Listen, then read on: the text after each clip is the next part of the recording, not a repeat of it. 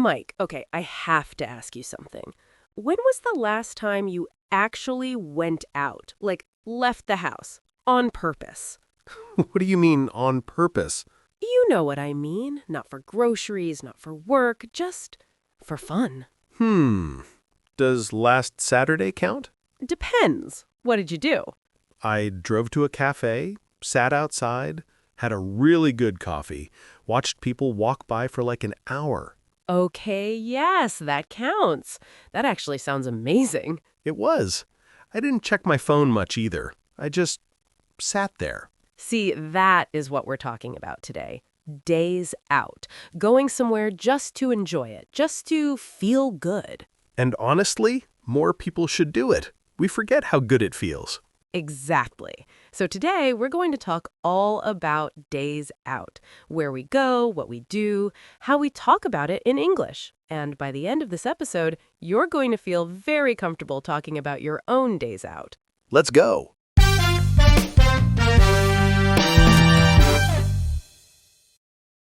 Okay, so Mike, let's actually talk about this properly. What counts as a day out for you? For me, it's anything where I leave home with no real deadline. Like, I'm not rushing back. I'm just out. I love that. No deadline. That's such a good way to put it. What about you? For me, a day out usually means going somewhere new or somewhere I haven't been in a while, like a park, a market, a town I've never visited. Oh, yeah, exploring. I love that too. Have you been anywhere recently? Actually, yes. 2 weekends ago, I went to this little town about an hour from where I live. Super small, cute little shops, a river running through it. That sounds really nice. Did you go alone? No, I went with my friend Clara. We just drove there, walked around, had lunch by the river. Perfect day, honestly. It really was. And the best part? We didn't plan anything. We just showed up and walked around. I think that's the best way sometimes. No plan, just go. Totally.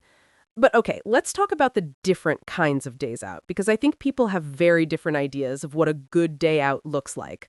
True. Like, for some people, it's super active. Hiking, cycling, sports. And for others, it's more relaxed, sitting in a cafe, visiting a museum, browsing a market. I'm definitely more of a relaxed day out person. Really, I wouldn't have guessed that. Yeah, I mean, I enjoy a walk, but I'm not like climbing mountains on my days off. Fair enough. I actually like a mix. Like, I want to move around and see things, but I also want to stop and sit and eat something nice. The perfect balance. Exactly. So, what's your go-to day out? If you could do anything this weekend, what would it be? Honestly, I'd probably go to the coast, find a quiet beach, just sit, watch the waves, maybe get fish and chips somewhere. Classic. You? I'd go to a city I've never been to. Just walk around, find a cool cafe, visit a gallery or something. See, that's more effort than I'm willing to put in on a weekend. That's fair. Some people want to rest on their days out. Some people want adventure. And both are totally valid. You know what word I like? Wander. Like you don't have a plan, you just wander around. Oh yeah, we wandered through the old town. It's such a relaxed word. It means you're walking, but with no specific direction. You're just going wherever looks interesting. And then there's explore. That one feels a bit more active, like you're discovering things. Right. We explored the market. It means you're really looking, really noticing things. Another good one's get away. Like, I just need to get away for the weekend. Oh, yes. Get away means to leave your normal life for a bit, to escape, even just for a day. It doesn't have to be far. Sometimes getting away just means a different town or even a different part of your own city. Exactly. A change of scene. That's another phrase. I just needed a change of scene. Change of scene, like a different place, different things to look at, new energy. Yes, and I think that's honestly one of the best things about days out. The change of scene does something to your brain. It resets you. Perfectly said. You know, speaking of practicing English in real situations, one thing a lot of our listeners ask us is, how do I actually practice speaking? Like, not just listening, but really speaking. And that's exactly why we built Talk to Gemma. It's our own AI English tutor at talktogemma.com. You can literally have a real conversation with an AI English tutor. It listens to you, it corrects you, it gives you feedback. And it's not just free talk. You can pick a scenario, job interview, ordering at a restaurant, going to the doctor, checking in at an airport, real situations.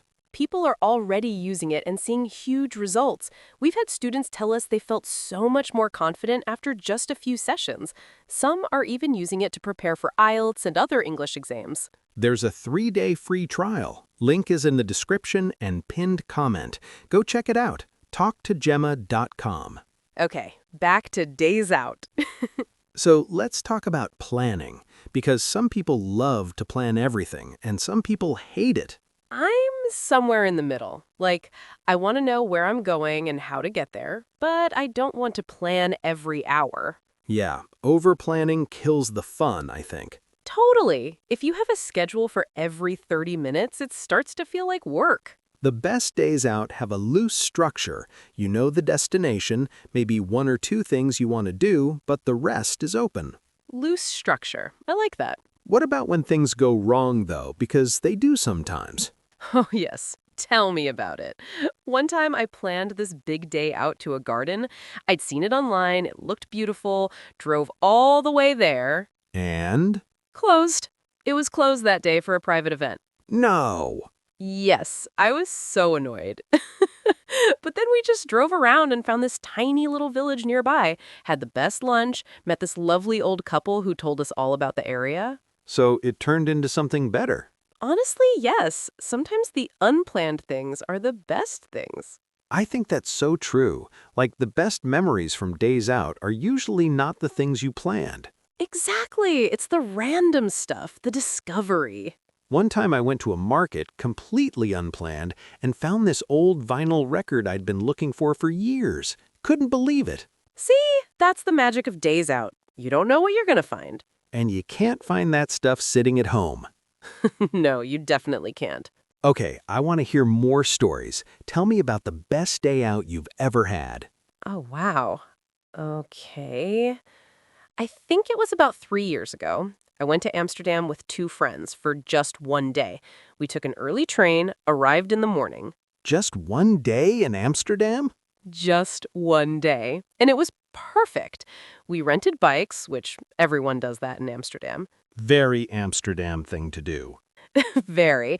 And we just cycled everywhere, along the canals, through little streets, past all these beautiful old buildings. That sounds incredible. We stopped at a little flower market, went to a brown cafe. That's what they call the cozy old pubs there. Brown Cafe. I love that name. It's because the walls are dark wood. Very cozy.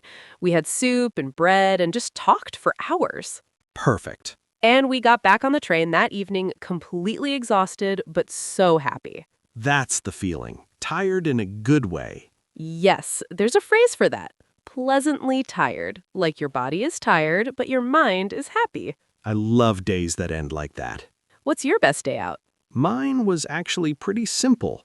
I went to the Peak District in England. It's this beautiful area with hills and valleys and moorland. Ooh, very dramatic landscape. Very. I went with my brother. We did a long walk, like 6 hours, packed lunch. The weather was perfect, which is rare in England. It really is rare. We barely talked for a lot of it, just walked and looked at everything. It was really peaceful. Sometimes silence on a day out is the best thing. Completely agree. And then we stopped at a pub at the end, had a proper pint and some food, talked about everything, life and all that. That's a really good day. One of the best, yeah. Let's talk about some phrases you'll hear when people talk about days out, because there are some really common ones. Yes, like make a day of it. Have you heard that? All the time. We decided to make a day of it. It means instead of just doing one quick thing, you turn it into a full day out. Right, like if you're going to a market, you could just go for an hour, or you could make a day of it, have breakfast there, walk around, have lunch, stay all afternoon. Exactly. You stretch it out. You enjoy it fully. Another one, head out, super common. We headed out early. Head out just means to leave or to go somewhere. It's casual and natural. We're heading out now. Want to head out soon? And day trip. A day trip is when you go somewhere for the day and come back the same day. You don't stay overnight. Like my Amsterdam story, that was a day trip. Exactly. We did a day trip to Bath, or we went on a day trip to the coast. And pit stop, when you stop somewhere briefly on the way. We made a pit stop at this little bakery on the way. You stop, you do one thing, and then you keep going. Love a good pit stop.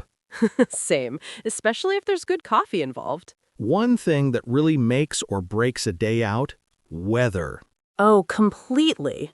Especially in a country like England, you have to check the forecast the night before and then check again in the morning and then accept that it might still rain. So true. But actually, some of my best days out have been on slightly gray days. Not heavy rain, but overcast. Like cloudy, but dry.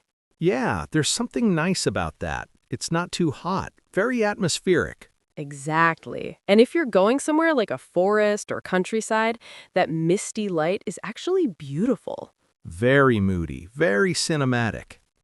Very cinematic, yes. But obviously a sunny day is ideal, especially if you're going somewhere like a beach or a rooftop cafe or a park. Nothing beats lying in the grass on a sunny afternoon.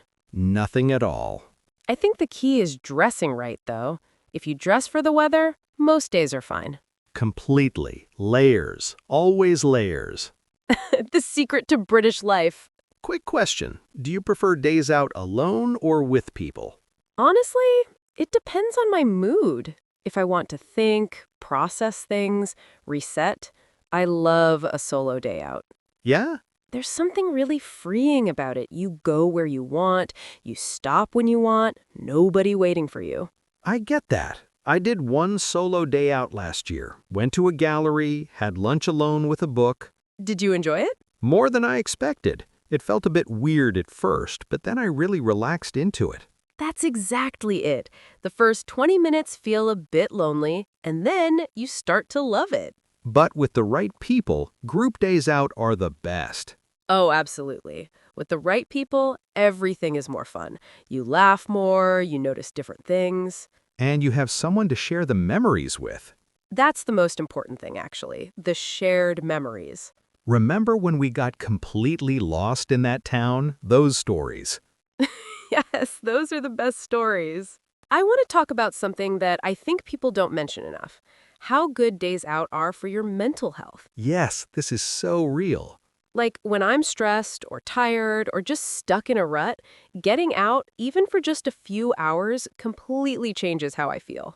It's like a reset button. Exactly. And research actually backs this up. Being in nature, being in new environments, it reduces stress, it boosts your mood, it clears your head. I always come back from a good day out feeling like a different person. A better person. A slightly better version of yourself. And I think in today's world where we sit at screens all day, days out are more important than ever. We need that physical movement, fresh air, different sights, different sounds. Not everything has to be productive either. You don't have to come back having learned something or achieved something. Just feeling good is enough. That's a good reminder, honestly. We're so wired to justify our time. But sometimes the best thing you can do for yourself is just go out, enjoy the world, and come back happy. Couldn't agree more. Okay, before we wrap up, question of the day. We do this every episode, and we love reading your answers in the comments.